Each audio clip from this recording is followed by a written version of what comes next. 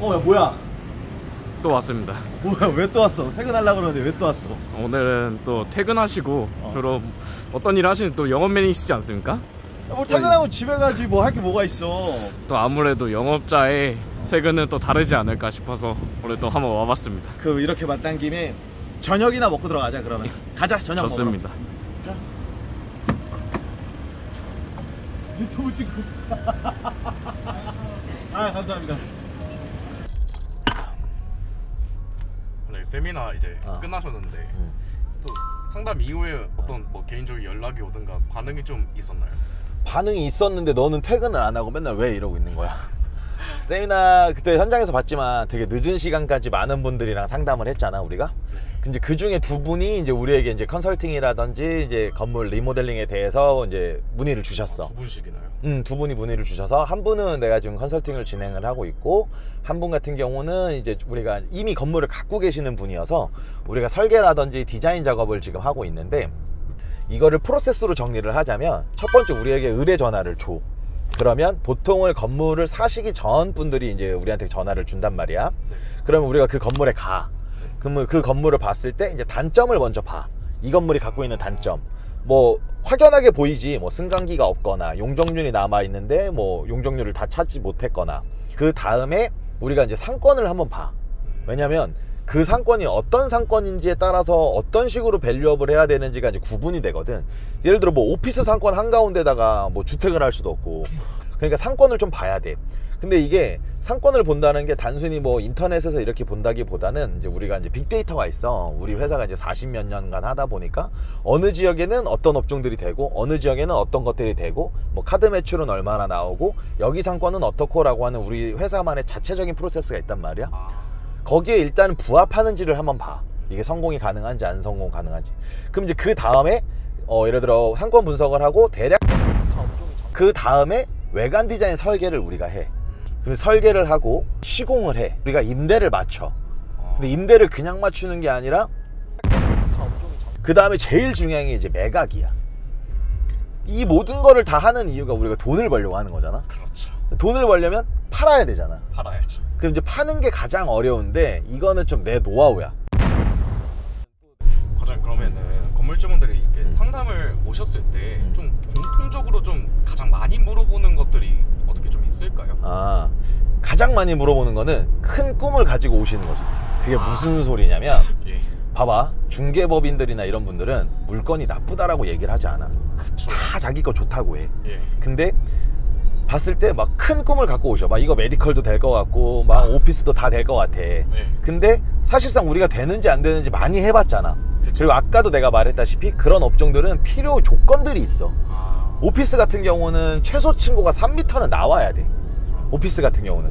근데 예를 들어 흔히 우리가 이제 접하는 물건들을 보면은 상가주택이라든지 주택은 보면 층고가 되게 다 낮잖아. 주택이 막 층고가 높을 필요가 없잖아.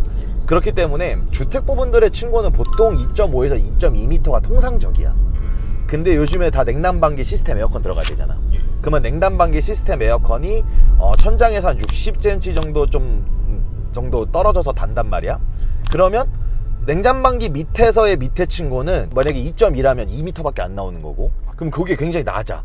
그런 건물은 오피스 임대 업종이 잘 들어가지 않아. 장기간 공실로 이어지는 거지. 그래서 되게 막연한 꿈을 가지고 오시는 분들이 많고, 이제 그 다음에 많이 부딪히는 게 이제 비용적인 공사적인 부분이랑 이제 설계적인 비용인 거지. 일단 설계부터 얘기를 하면 뭐 어디 설계사무소는 뭐 2천만 원에 해준다더라, 3천만 원에 해준다더라, 뭐 이런 분들이 많아. 근데 이 설계가 제일 중요해. 왜냐면 이게 어떻게 보면 쉽게 생각하면 설명서야. 설명서가 부실하면 완성품이 제대로 나올 수 있겠어? 안 되겠죠. 그러니까 이제 이 설계 같은 경우도 여러 단계가 있어. 뭐 계획 설계, 기본 설계, 실시 설계 이런 단계가 있는데 허가를 기준으로 하는 설계로는 도저히 시공을 할 수가 없어. 근데 이제 단순한 금액만 이제 듣고 오시는 거지. 뭐 2천이다 3천이다. 그리고 이제 두 번째, 시공 같은 경우 이거는 노하우가 많아야 추가 공사가 없어. 예를 들어 내가 계약을 따기 위해서 이렇게 봤을 때 평당으로 따지니까 한 10억이면 할 것 같아. 근데 10억에 수주를 했어. 근데 막상 까보니까 리모델링 같은 경우는 재사용이 많잖아. 예. 그러다 보니까 다 뜯어봐야 아는 경우들이 많아. 신축과 다르게. 아, 하다 보니까. 그치? 그러니까 도면상으로는 예를 들어 여기 기둥이 있어야 되는데 예. 막상 뜯어보니까 여기 기둥도 없고 보도 없고 아무것도 없어. 그러면 구조보강이라는 걸 해야 되고 예. 그렇게 되면 추가 공사비가 나오는 거잖아. 이거를 평당으로 따져선 절대 못해. 정확한 현장 조사가 이루어져야 돼.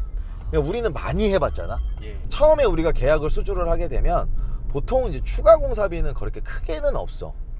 우리는 보통 계약한 공사 금액 안에서 공사를 다 진행을 완료를 해. 그걸 이미 다 고려를 하셔서. 그럼. 근데 이게 만약에 또 그렇게 생각하시는 분들이 있을 수 있지. 그럼 그렇게 많이 따져놓고 망치를 예를 들어 우리가 망치를 3개를 산다고 했는데 예. 우리가 공사를 잘해서 망치를 하나만 썼어. 2개를 안 썼어. 예. 그러면 고객 입장에서는 망치 2개 값을 괜히 낸 거잖아. 뭐 그렇게. 그렇기 때문에 우리는 매달 기성을 청구할 때 일한 만큼의 기성을 청구를 하기 때문에 그런 또 리스크는 없어. 그래서 우리가 이렇게 오랫동안 문제 없이 회사가 40몇 년 동안 가려면 사실 뭐 거짓말이라든지 어떤 요행이라든지 이런 걸로는 이렇게 회사가 오랫동안 유지되지 어렵다고 나는 생각해. 그렇죠. 이러면 좀 질문이 답이 됐나? 좀 궁금했던 거에? 충분히 된 것 같습니다. 충분히 됐어? 그럼 밥집을 다 왔으니까 예.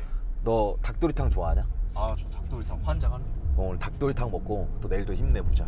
7월이 시작이잖아? 맞지. 그래. 닭도리탕집 다 왔으니까 밥 먹으면서 또 다른 얘기 한번 해보자. 스스로 나와. 지금 풀샷이야? 오늘 괜찮아? 아. 오늘 진짜 맛있거든. 아.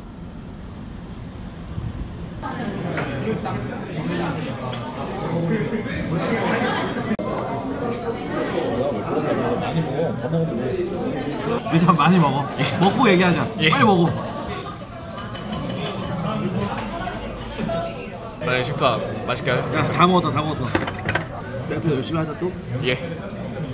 오늘 끝.